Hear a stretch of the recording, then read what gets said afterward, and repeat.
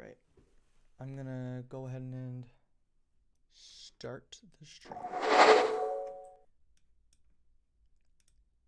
All right, we're back with the live streams.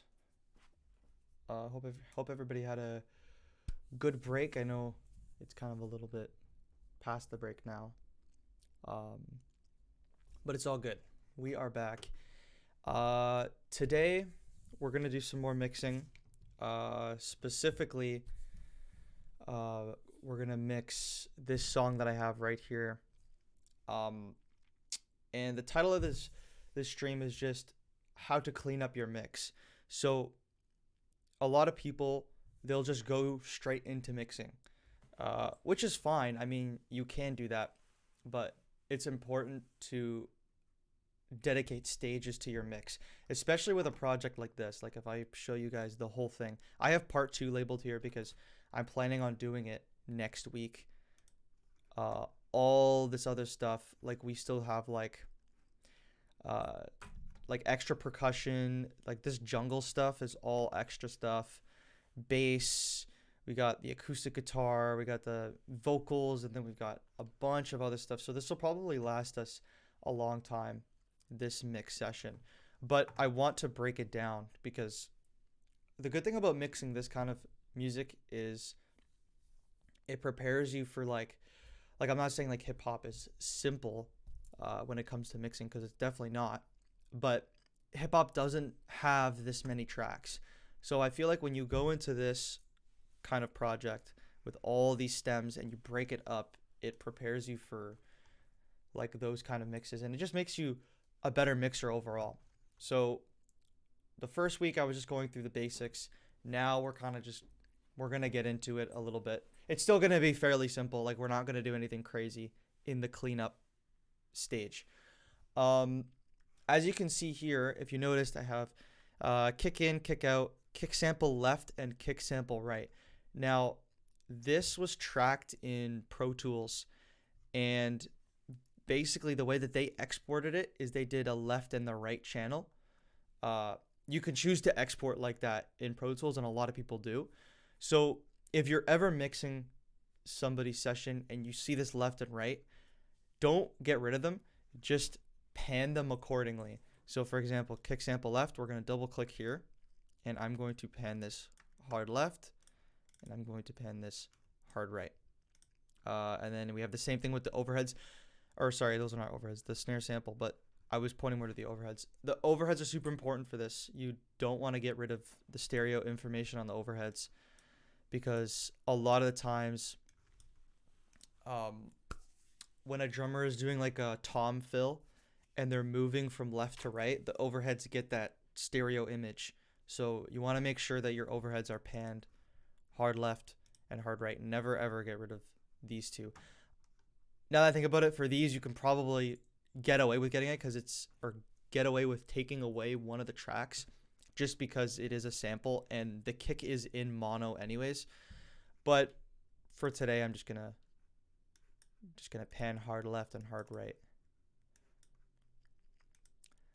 Okay, so yeah, today is just cleaning up the drums. Now that I think about it, I may change the title of the stream later, just because we're gonna do multiple cleanup sessions. But I will play you guys the chorus of the song just so you can see what we're dealing with. It's super unmixed. Yeah, there's so many tracks. Hold on. I'm actually going to do it like this. Yeah, look at that. That's crazy. I think it's like 60 tracks, something like that. But anyways, I'll play you guys from 21, which will lead us up to the chorus. Sand. Take me down, stronger than before. Forged for fire, steal your heart from before the fight. Tomorrow, another day, come find the shore. This side shore.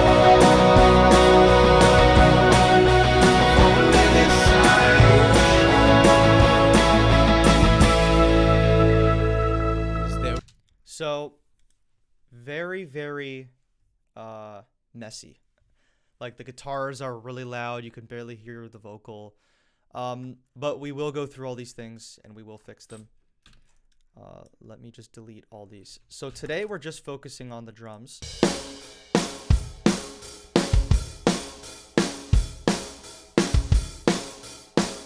Which they don't sound that bad. Like they actually were recorded pretty well. Well, the kick samples also help out quite a bit. And later on in the stream, I'm going to give you guys a tip on how to actually put in kick samples. Because a lot of the times when you track drums or you record drums, sometimes they don't come out the way that you want. So you add samples. Samples are added to those kind of recordings all the time. But I have a little bit of a hack to kind of help you guys get the kick samples in and like replace. Or not replace, but help add to the kick in and the kick out. And even the snare has a sample. Anyways, the first thing we're going to do is I want to create a bus to send all these drums to.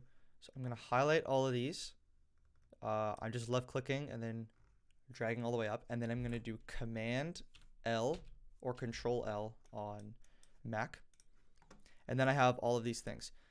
Now what I'm going to do is I'm going to right click here to rename it. And then I'm going to do drum bus and then color it whatever. I like to color code my buses just so I know. Actually, I'm going to make it something more aggressive. That kind of stands out. Yeah, that works.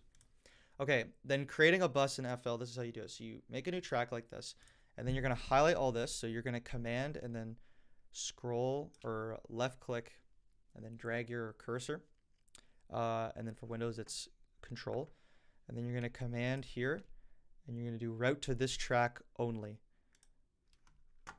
And then if you look at this little hoop over here, it's going to all be connected to this drum bus. And then if I use the arrow keys, I can switch through the tracks and see how they're all connected to the drum bus. And then if I play it, they're all here. If I mute it, they're all gone. Any questions so far? Let me see.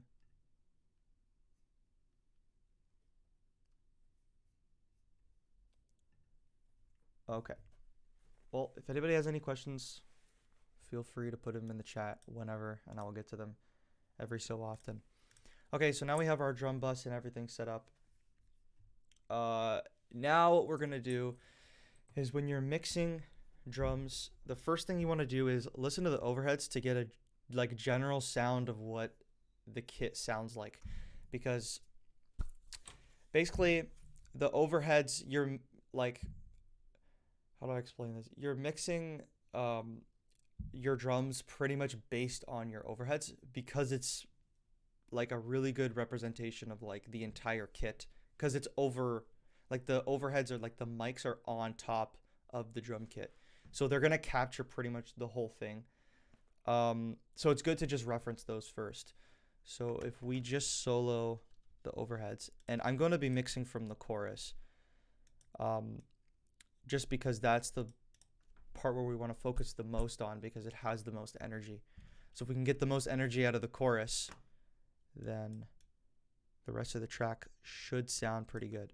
Also, I don't know why this is out here.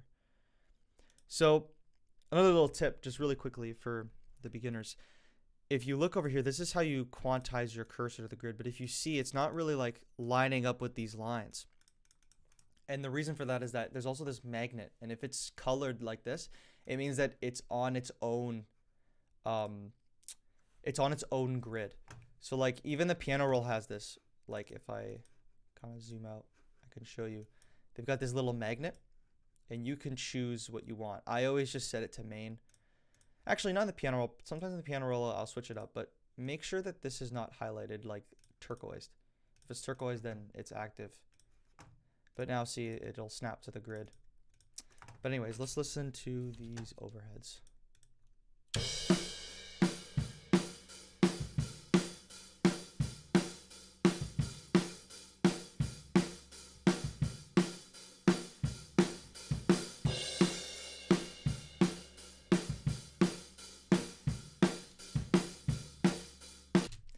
So for those of you that are wearing headphones, and if you're not wearing headphones, you should be wearing headphones. Um, you'll notice that the hi-hat is very prominent on the left, and then you can kind of hear the snare a little bit to the left as well, which is good because, again, that's the true representation of the kit. That's how it's that's how it's being played from the drummer's perspective. So it's a very accurate representation of what it sounds like. Now, what we go from there is we're going to pretty much decide. Honestly, what I've decided is that, and what should be the general consensus for overheads is that they should just be for, what's it called? They should just be for your cymbals, um, because you already have separate like look, we have already like separate kick tracks, separate snare tracks, so we can get a pretty good mix without the other information. So if we just prominently focus on the high end, then that will be good. Um, Also, the other reason you'd listen to the overheads, now that I'm thinking about it, is that you want to balance. You want to balance those elements in coordination with the overheads. So if I play, we'll do the snare first.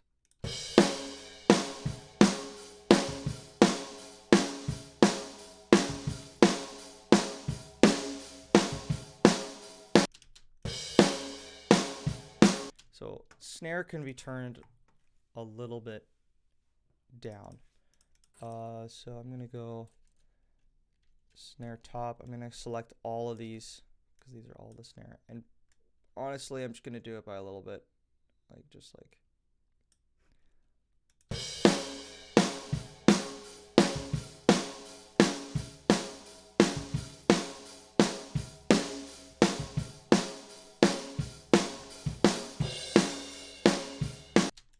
And then if we unmute it.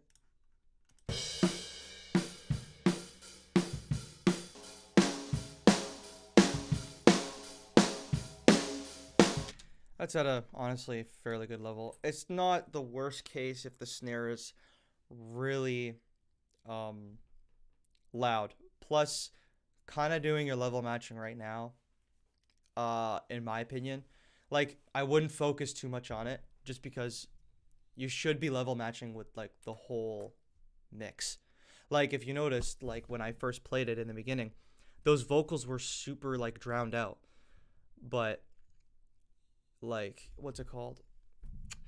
The vocals were like super drowned out. So like even if I turned them up and then went back and did level matching, now what if the vocals are too loud? Then I have to go back and you know what I'm trying to say? So that's why the cleanup is also very important. And yeah. Okay, so the first thing we're gonna do is actually I'm gonna do the overheads real quick first. We're going to just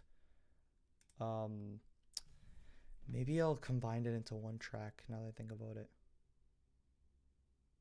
Yeah. Yeah, let's do that. Just because adding plugins is going to be not fun. So I'm going to do overheads. I'll just call it OH. And then I'm going to select how I did before, right click here, route to this track only, and then route this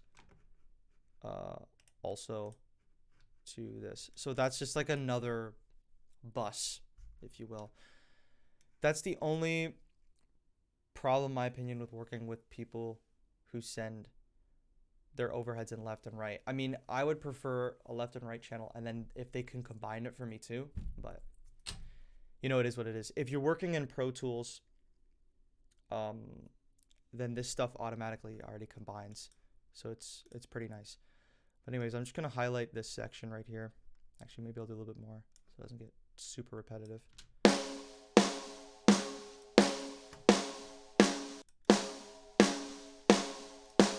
And I'm just going to see all this low end. We don't really want all that low end, so I'm gonna do.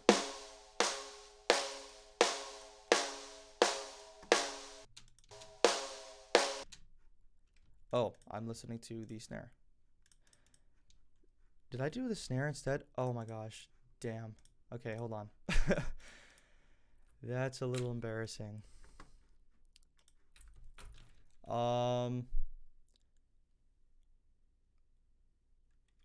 Overheads. Here they are. Crazy. Okay, so we're gonna want to just do this again. Route to this track. Oops. Yeah, just disconnect these guys. Okay, wait, let me just double check. Okay. Route to this track only. Okay, now let me do this quickly. We're just gonna remove the low end.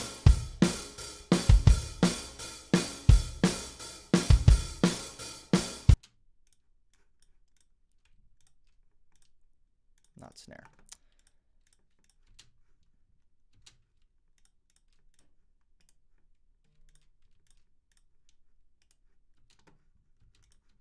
Okay. Why are these? Oh, because it's not loaded. There we go.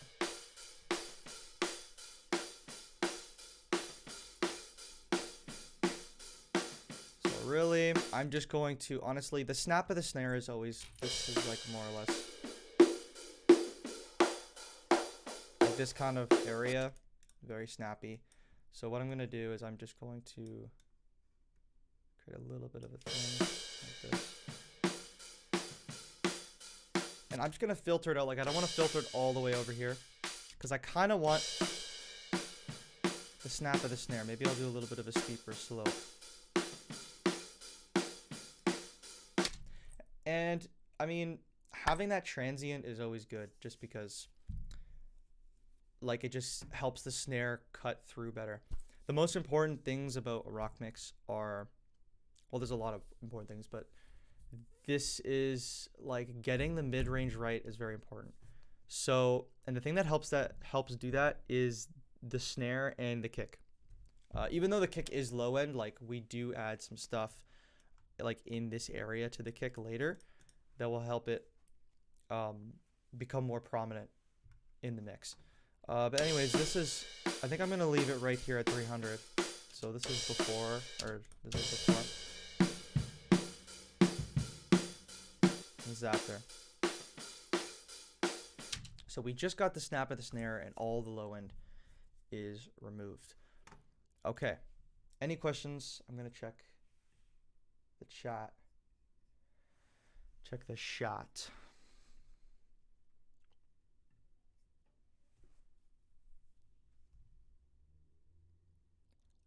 Okay, I don't think we have any questions right now. But again, feel free to put them in.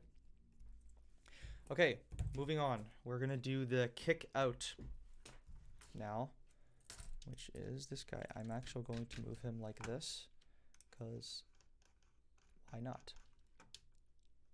Kick out and then kick in. All right. Now, for those of you that don't know, kick out pretty much means the outer mic of the kick drum. When you're miking a kick, you can really use one mic. You can use like a bass specific microphone, which is like the Shure Beta 52A. That would be one of them. That's very well known. And what you would do is you would kind of put it, if your kick drum has a hole in it, you'd kind of put it a little bit inside and also a little bit outside, and it kind of gives you a little bit of that kick out, kick in kind of sound. But in like professional studios, you'll do kick out and kick in. So the kick in is pretty much just going to give you that bass and that like clickiness of the kick, and then the kick out is kind of like making it like pillowy. It's gonna add what's it called? It's just gonna make it sound like you're smacking a pillow or something. I don't know how to explain it, but you kind of hear it, and then I guess I'll play the kick in. See how that's a lot more transient? Because the reason that that's the case is because the kick in is closest to the beater of the inner drum. So when the beater hits, it's like an instant transient, whereas the kick out has a lot more delay. So it sounds a little bit more pillowy. And if you can hear right now, we do have some bleed. Like if you hear, you can hear the hi-hat in the kick in, or sorry, the kick out, which is totally fine. A lot of people will try and remove every single ounce of bleed. In some situations, yes. Like if you're compressing something like pretty hard, then it's a little bit tougher. Like, or it's not a little bit tougher, but it's like more necessary to get rid of some of the bleed. But in this case, we're not doing too much, just because we also have the kick sample. And the benefit of having samples is that you can compress the shit out of them because there's no bleed. Like if I play the sample, it's just kick. So we can compress this as much as we want without bringing up any of those other cymbals and high end. Anyways, let's get to mixing this real quick, or cleaning it up. So pretty much for kick out, you're gonna want to remove the boxiness and also add a bit of presence. So pretty much what I like to do is I'll grab, not this guy. That guy's really bad. EQ2. Okay, so pretty much what I like to do is do a cut around 45. Or maybe we'll go a little bit lower. I don't think 45 is. Maybe we'll do 40. The cut also depends on, this is kind of where you get creative with the mixing. The cut also depends on where you do the low end cut. It depends on what element do you want to be more prominent in the mix. A lot of people like to have the bass driving the song, so you'd cut more of this low end out to leave room for the bass, or some people like to have the kick be the driving element, so in this case you'd leave more, so maybe I do like a 35. So now that I think about it, maybe I will do 45 just because in this song in particular I want to have the bass being the main element. Now we're going to do a little cut at 300, just because if I boost 300, you'll see what I mean. It's just a little boxy. Like even over here. No, that's all right. But 300-ish is, I'm going into like a general cuts.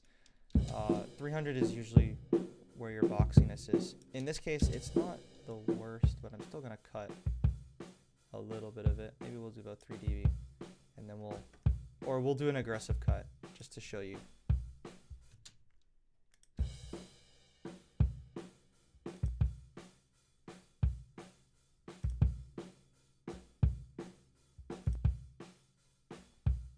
See how that cleared up the kick a lot more? I'm actually gonna make it a little bit narrower and boost this a little bit just so it's more of a better slope. I'm gonna do actually about probably 5. So if we do before, maybe actually I'll do this, I'll keep this slope like this.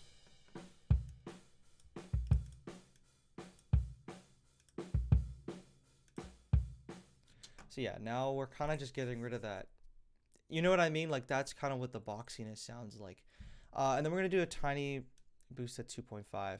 Again, just a general guideline.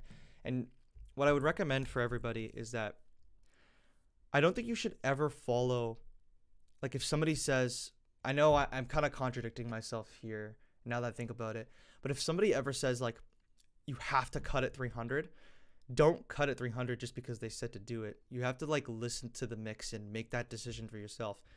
I guess what I'm trying to say to re-emphasize my point is that when I'm saying I'm going to like, it's more like I'm going to start at 300 hertz and then I'm going to maybe move my way around and see what I like. So I would say use those general guidelines just as starting points and then kind of move your way around. Now, if it ends up being that 300 hertz was the proper cut, like in this case, like, yeah, we did like 308, like whatever, like 8 hertz difference, like then stick to it. Like if it works, it works. That's just kind of how mixing is. It's just whatever sounds good. And these are just the general guidelines to make stuff sound good. So anyways, I'm going to start.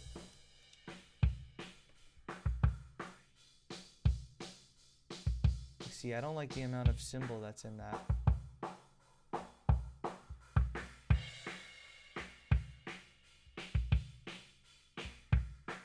see, I may end up doing over here. Just add a little bit of high end to the, maybe narrow it out a little bit. Do about a 3 dB boost, and then I think that's it. Like, I'll do before and after, and we'll see. And after.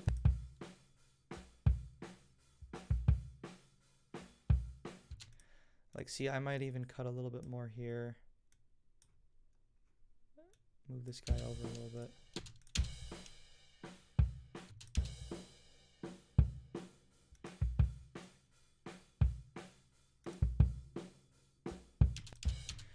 So yeah, that's pretty much it. And then we're gonna move on to the kick in.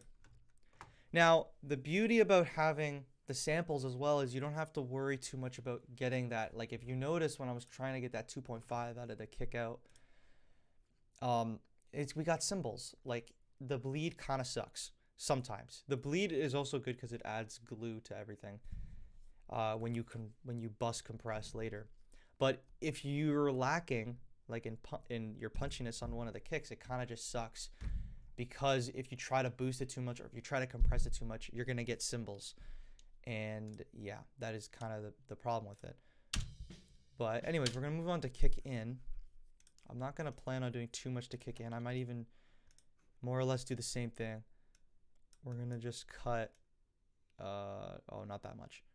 I may even cut 50 hertz. I don't know if I should talk about this now. I'm going to quickly make a quick point. If you're cutting low end, never cut in the same spot 2 times. Maybe with the same element. Don't cut 2 times. And the reason I'm saying that is that when you add this, it actually inverts the sine wave. So every time, or not the sine wave, but like the wave of the audio. So every time I do like a cut like this, it's kind of inverting the audio a little bit. It's almost like a phase shift. But just to keep things simple, if you cut at the same frequency for 2 similar elements, then there's a chance, it's not always going to happen, but there's a chance that they will cancel each other out. I'll probably go more into that maybe in another tutorial, but all you need to know right now is don't cut at the same, even if it's like 47 or 48. I don't know. That's just the rule that I do, just because there is not a chance it'll happen, but the fact that there is a chance means that we should always kind of just take that extra precaution. Okay, so for the kick in, we're going to get rid of that. And then, honestly, let me listen to this because this sounded great. Like, it's got a lot of punch already.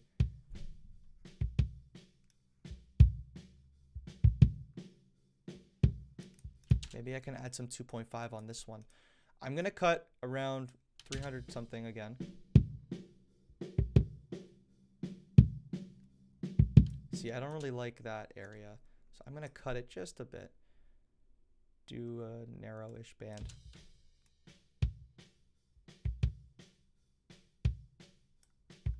And then let's try adding, actually let's solo it first. Let's do before and after.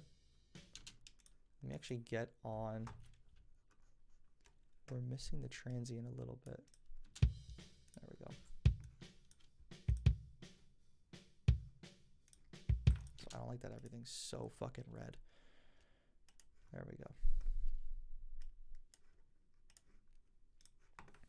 Okay, we're gonna go back here. Okay, let's do before and after.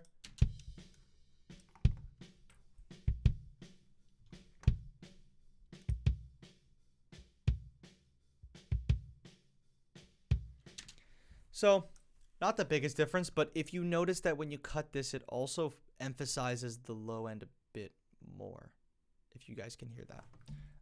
Let's try adding some 2.5, and we'll start from there. See, we got a...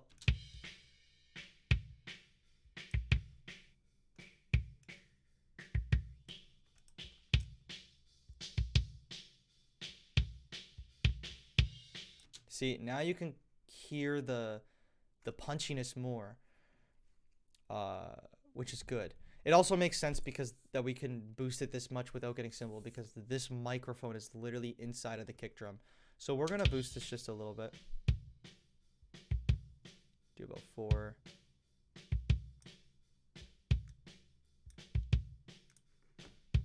So with that being said, maybe I'm going to get rid of this just a tiny bit, just to leave. I'll keep it out like that, just because this is, honestly, this will add us enough punch that we don't really need to boost that anymore. Sounds pretty good. Okay, let's do before and after.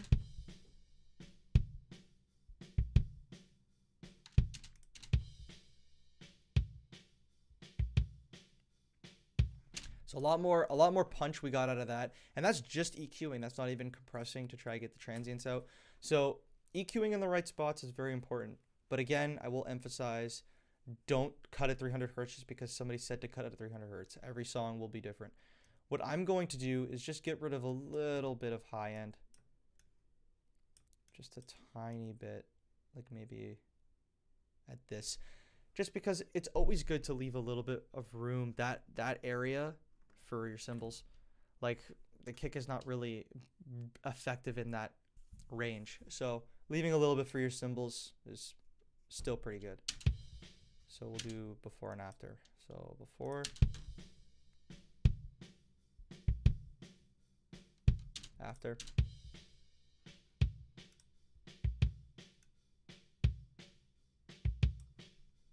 So you notice it's a little bit more, it's darker. It's darker, but we still have that transient, which is really good because we're boosting at that 3K. I think I moved it up to now. Yeah, it's about 3K. Okay. Anyways, now we're going to move on to the snare. What's our time looking like? We got half an hour. We may be able to finish this today, hopefully. Any questions though in the chat?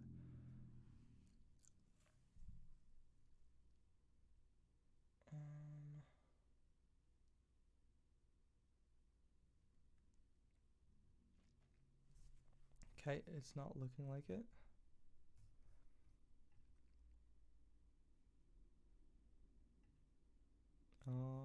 Okay, so I'm gonna move on then. Let's see. Okay, snare mic. We're going to do, which one should we do? Maybe we'll do snare top, because why not?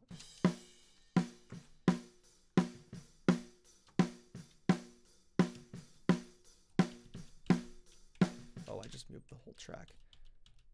Hold up. Okay, that's good. And then I'll add the cut, the loop here. Okay, so for snare tops, another thing that I forgot to mention is that sometimes when you're doing mixes, people will send you what microphone they used. And the good thing about that is that you can see the frequency response of that microphone. And the reason I bring that up is because a lot of snare tops use the SM57. And what I've found it from mixing a lot of snare tops is that they always need like a top end boost around like 3.5K. And there's also, but this is a lot of mics actually, now I think about it. There's a ring in the snare drum that's very important to get rid of. So we're going to go through that really quickly. Snare top, I'm just going to put an EQ. Okay. So first thing we're going to do is we're going to get rid of that low end. We're going to get rid of a little bit more this time because it's not a super low end kind of thing. But I'm only going to get rid of up until here. Let's see how that sounds. Yeah, that sounds pretty good. So that's about 167. Now we're going to try and find this ring. Every single snare drum has this ring, so it's important to find it.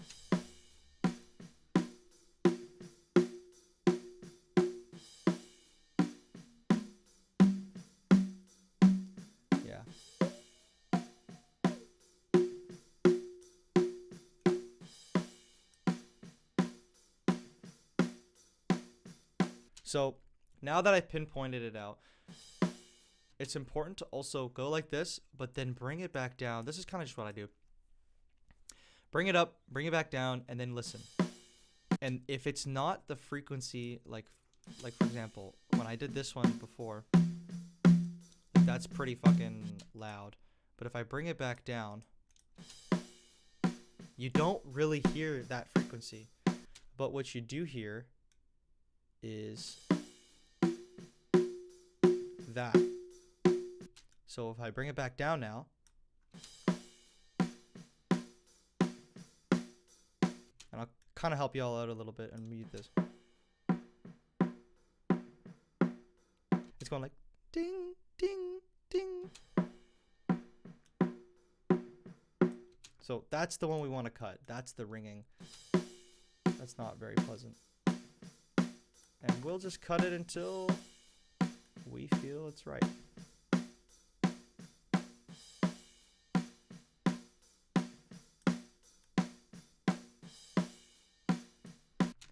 That's good. Perfect. And we'll do a little before and after. Also, don't be afraid to be super aggressive with the narrow cuts. Just because it's not really removing a lot of frequency. It's kind of just like we're pretty much honed in on 367 right now. So if you do a tighter cut, it's not the end of the world. What is the end of the world is when you do a bunch of narrow cuts and you try to remove every single resonant frequency. That's why it's important to kind of pinpoint the ones that you find annoying, bring them back down, and then really see if you can hear them in the audio. If you can't hear them, the chances are it's not really that important to cut, so you don't need to do it. Anyways, we're gonna do before and after. So before, and after.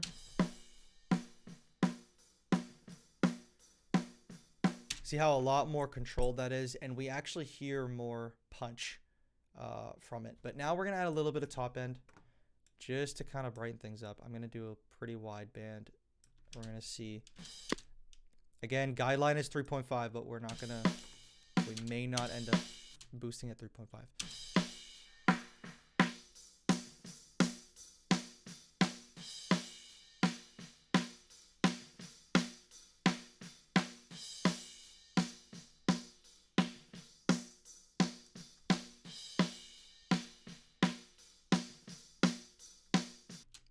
I think I'm gonna do about 4.7. And then I'll do a little bit more up here, just because having that top end is not too bad. Also, I don't know if you guys can hear me when the audio is playing, so if somebody in the chat could let me know, that'd be nice. But anyways,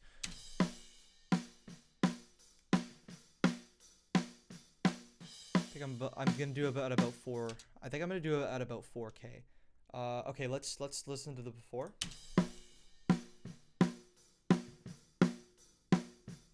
And the after.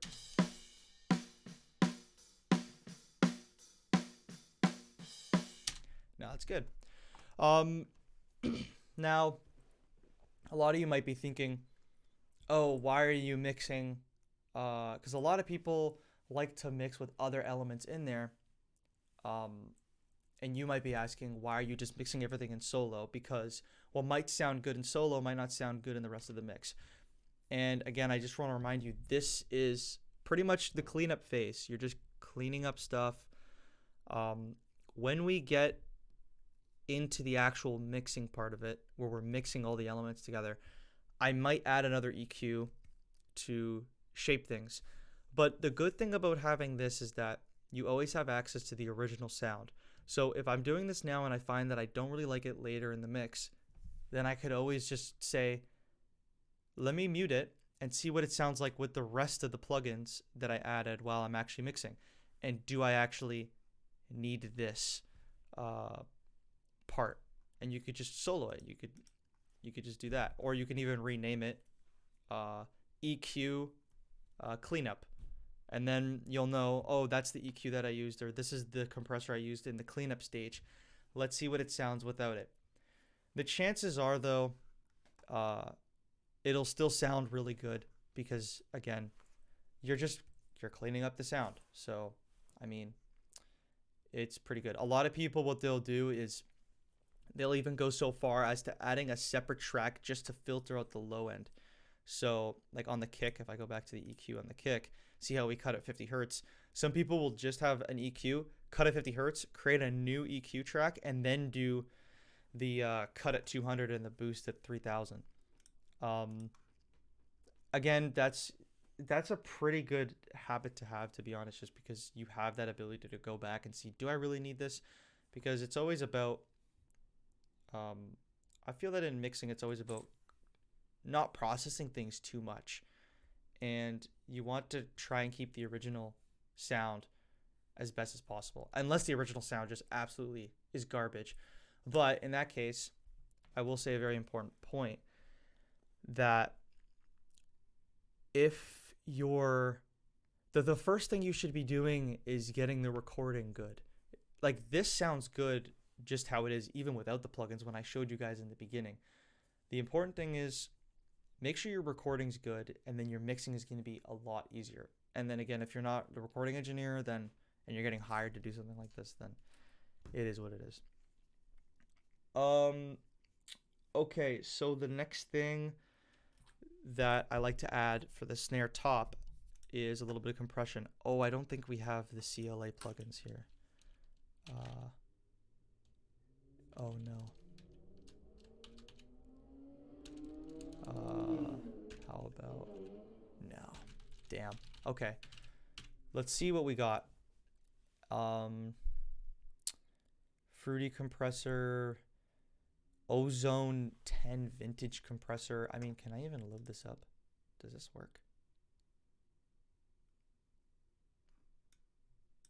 I guess it does. The reason I'm bringing this up is because actually I don't even think it has. No, it is a vintage compressor.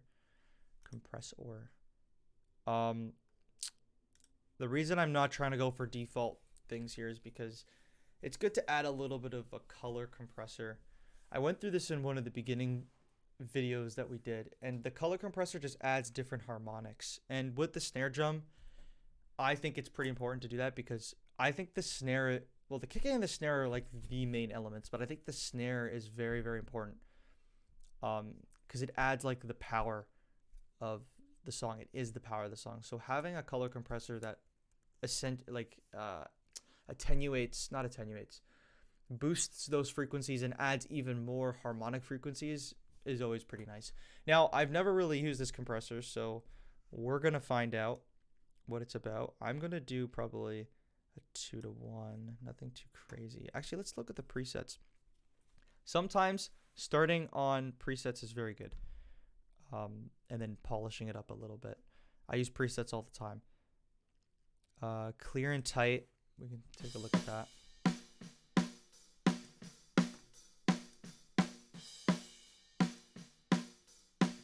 Oh, it's also got an EQ thing here. Huh, interesting. And they've already boosted at, what did we boost? Let's just see, because this is what the preset's saying. 4K, 3.2, 800 off, according to this preset of clear and tight. Let's try punchy transients.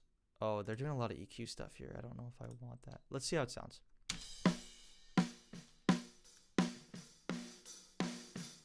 Yeah, that shit hits.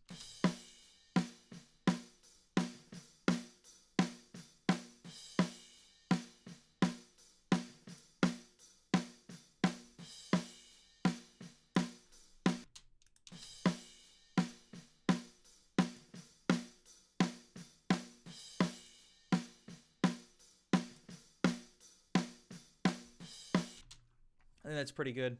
We'll switch to the modes actually. Let's just take a look.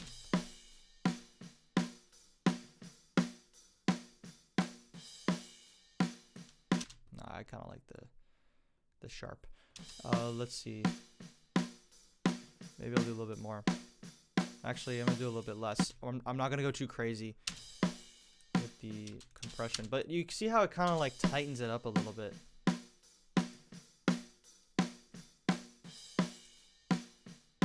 Also accentuates stuff a little bit more. I actually think I'm going to do a little bit more. I lied. Okay. That's good. Let's see what else we can add. Oh, the last thing I like to do, this is for live snares, just because the drummer's dynamic can change a lot. And with saying that, the first thing you should actually do is take a look at these, or this, like, you see how each hit is kind of different. Maybe if I zoom in a little bit, see how each hit is kind of different. This one's a lot louder than this one. This is actually a pretty controlled drummer from the looks of things. Like, this is just natural drumming, so it's kind of hard to keep it all consistent. But with the things that are really inconsistent, what you would want to do is make a slice, like right here, like cut right here, and then you'd cut right here, and then you'd pretty much attenuate the volume of this one. If it was all the way up here and the other one was down here, then it's a really crappy snare hit. So you're gonna want to turn it down at least kind of close to these guys. Like, see how they're all kind of close to each other? That's what you're looking for. But if you're what's it called? So the reason I'm adding the limiter is to make them all even, right? But if the limiter is limiting something all the way up here, it's gonna make the snare sound really drowned out. I guess I can try and show you guys an example here, like of what it could sound like. Okay, so free limiter. We're gonna switch this to the limit, and then all we have now is just our ceiling. So I was thinking of just doing some like light limiting, just so it's kind of all even. But what it could sound like is like this. See how it's super compressed? We don't even have any transient at that point. The transients in the snare is very important. But also taming the transients is very important. So that's why when I'm saying go back to the audio file over here, slice it up, and then attenuate the volume, you're making it more even so that the limiter can make it even more even with the other hits of the snare.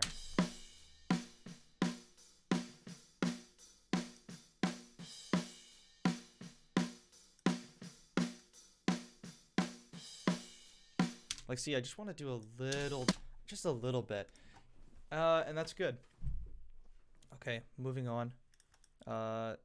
Snare. We're going to do this snare bottom. Snare bottom. It's kind of a shitty sound. Very clappy, and I don't know. I don't really like it. But when you mix it in with the snare top, it's pretty awesome. So first thing we're going to do here, we're going to cut some low end. We are running out of time. I only have 10 minutes. So we're not going to finish, but it's okay. We'll do it next week or in 2 weeks.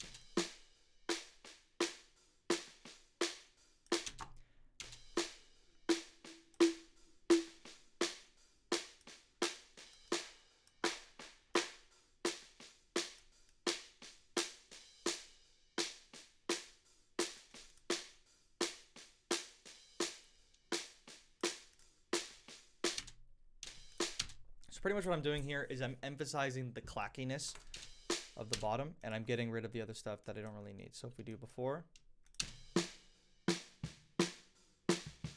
after, so it's pretty much just emphasizing that bottom portion. I'm not going to compress this. I don't think I'm going to compress it, but I will show you what it sounds like with both plugins together.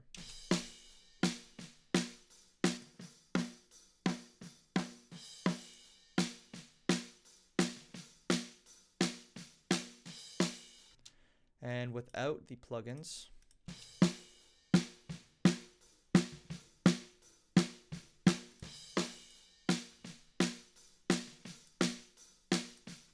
so now that I listen to both of them, I'm deciding that this has a lot of,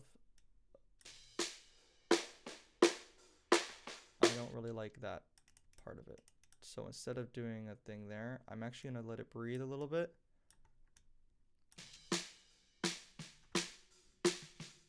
I actually will get rid of this because we don't want it.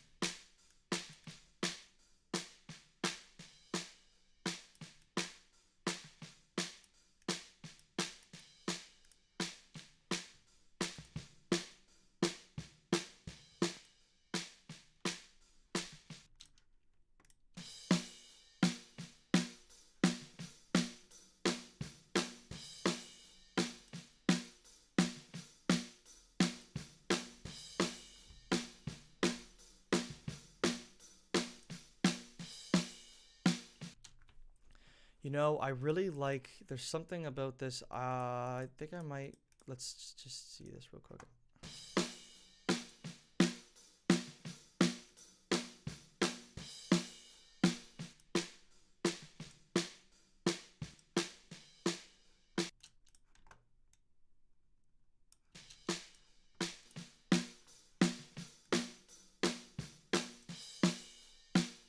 Okay, so let me explain real quick what I just did. I kind of liked it the way it sounded before. It had like a little bit more high end. It added kind of like this width to the snare. And I find that the cuts that I made weren't really adding to it, to the snare. And I just want to point out by saying that stuff like that's all right. Like if you do something by the book and it doesn't sound the way you want it to, then feel free to just do it like obviously not do it to the point where you're gonna like f it up a lot, but do it in moderation. Like see, I cut it 300, which is like all that boxiness kind of stuff, and then I left just this. That's all I did. I just wanted to cut that, and it actually sounds like I think I like the way it sounds. So I'm gonna leave it like that. Okay, we are on the last little bit. I only have 5 minutes. Let me check for questions real quick, because maybe I'll just answer some questions if there are any.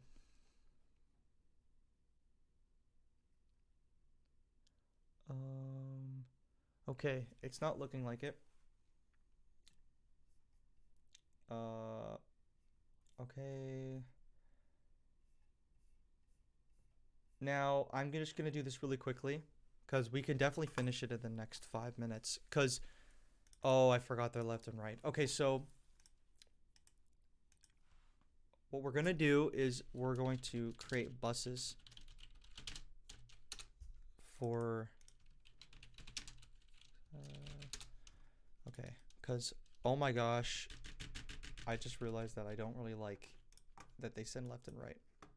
For overheads, it's okay, like I get it, but I don't know about kick sample. Like that's a little ridiculous. Snare sample, go all the way over here.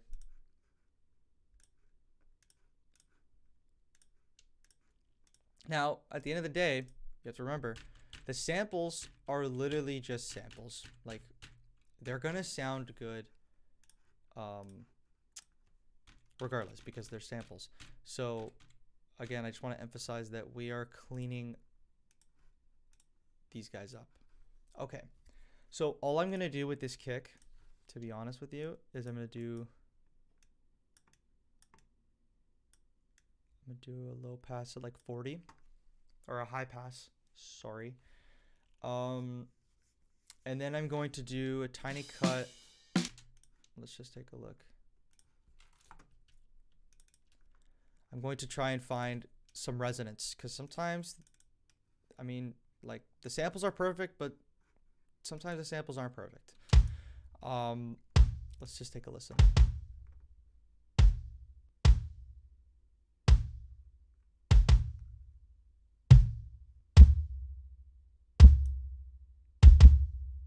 See, it's got like a little flutter. It's like, ooh.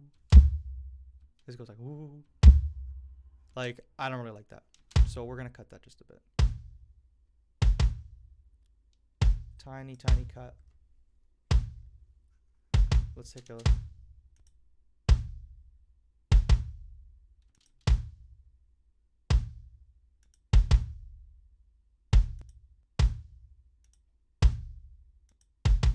Kind of tightens it up a little bit. It's super, super, super subtle.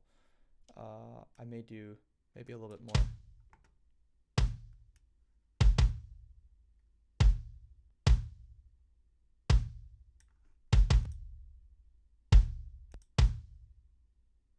to control it a little bit more. The flutter kind of adds a lot of low end, and I personally like to leave a lot of low end for the bass, so that's why I'm doing that. And then honestly, let's see what else we can do. I mean, maybe I'll add a little bit of a click.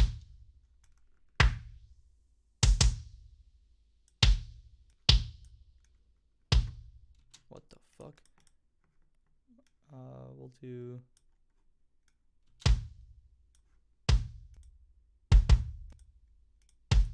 I'm happy with that. Again, we can always go back and change it. Snare sample, really quickly. We're almost done. This is probably the last thing. Again, I'm going to just do a cut. I'm probably going to add, so for the snare sample, because there's no bleed of the kick, I think what I'm going to do is make it so, where the hell, oh, here it is. I'm going to make it so that the snare sample is a little bit more, adds beef to the snare. So I'm just going to cut around 100, probably.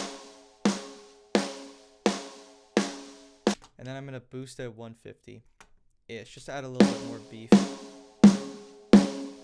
See, this other frequency is kind of coming back, but because it's a snare sample, like, it won't really be that annoying. And also, I'm not boosting it this much. Probably gonna add it.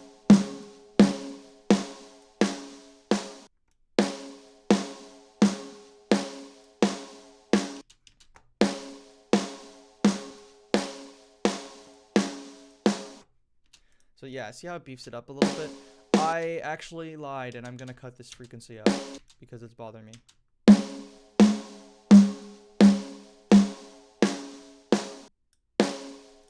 What if we do before? Then after.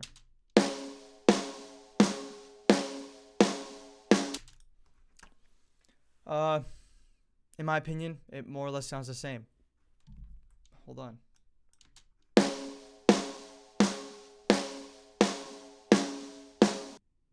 No, it actually doesn't. Never mind. It's got a tiny bit of low end to it. And then, yeah, and then what I'm going to do with this guy is we are going to compress it.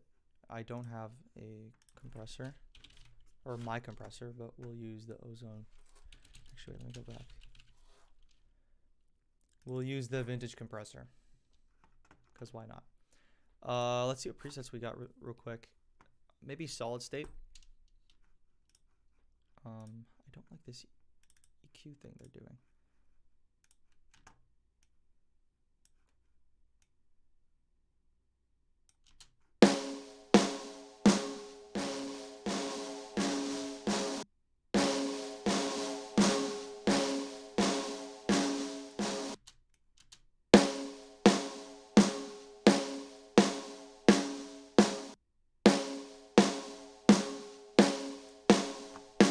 Let's see before.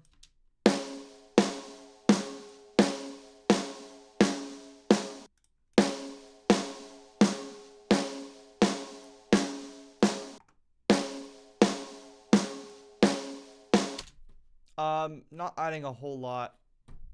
More or less just to control.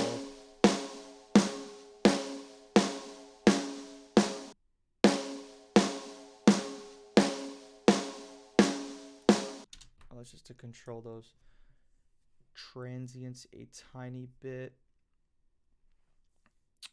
And then that's it. Oh, we are at 4:02. Okay, so that is literally it for today. But before we go, I'm going to show you everything together. Hopefully it sounds all right. Snare bottom. I won't do overheads because we didn't. Actually, no, we did mix the overheads. I'll do it with the overheads then. I'm actually gonna play without the overheads, and then we'll add them in later. Okay, so with all this stuff, let's see if I can. Okay, so this is what it sounded like before.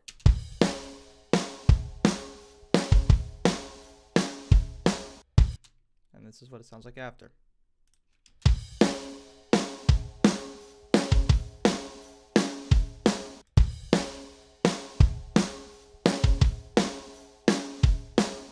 So, again, super subtle, but everything does sound a lot clearer now. And it sounds like there's a lot more space to be doing stuff. When we come back next week, we are going to mix the rest of the stuff. But before we do that, because I don't have time today, I'm going to finish up real quick when we come back in 2 weeks for the other live stream. I'm going to add some effects on the drum bus, and then I'm going to set up a drum parallel processor, which pretty much just takes this drum bus signal, sends it to another bus that compresses the absolute living shit out of the drums. And then that adds a lot to the mid-range of the track. And also, it helps the dynamics a bit because since there are no transients, like it just squashes everything into like a flat signal. But we'll go over it in 2 weeks. And then the final thing I'm going to add is just a tight... actually, I can even do that really quick right now. Just a tight snare reverb in my reverb send. I'm going to have to rename this to snare verb. We're going to do a small, probably small and wide. So basically what this does is it... Well, let me dial it in real quick and then I'll tell you all.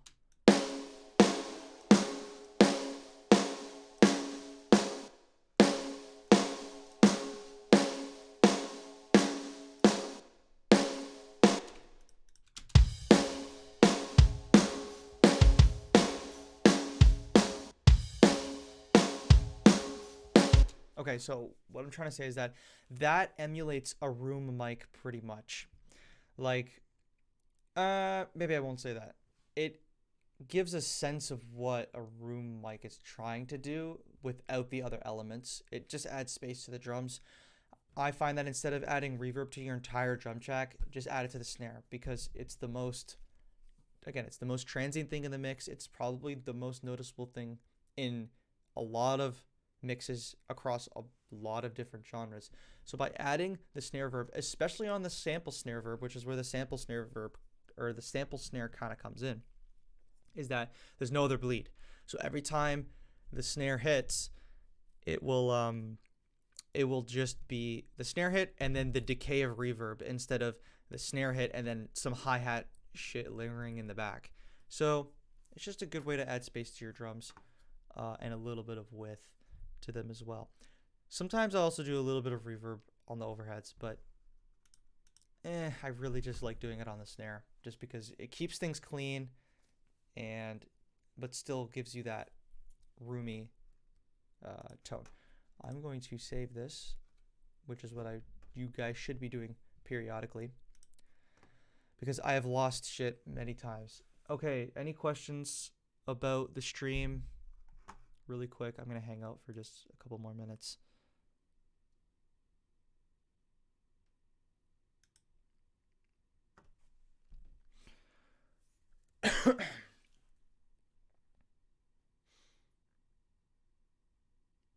But yeah, I'm thinking about it now. This mix is going to probably take a couple months. Now that I'm like, in reality, it wouldn't take that long, but because I'm doing a stream every other week, like I think it's gonna take a while. But I mean, it should be fun. Hopefully, I know probably majority of QWave is like hip hop, production and R&B and all that other stuff, which I am too. I also make hip hop and R&B beats. But again, from what I said in the beginning, is that I find that mixing these complex tracks really give you a good understanding of mixing in general. So when you're going to mix those kind of tracks, like that are not 60 tracks long, then it's good. It also helps you blend elements in a lot too, because you have to get 60 tracks to fit well together, which is like, it's pretty difficult. But again, I think everybody here can handle it. And it's just kind of good to do that kind of stuff again, just because it gives you more experience. Then you can actually mix these tracks and all that other stuff. Well, it looks like we don't have any questions for today, so I think I'm going to end the stream. But thank you for those of you who did come out, and I will see you in 2 weeks. Take care.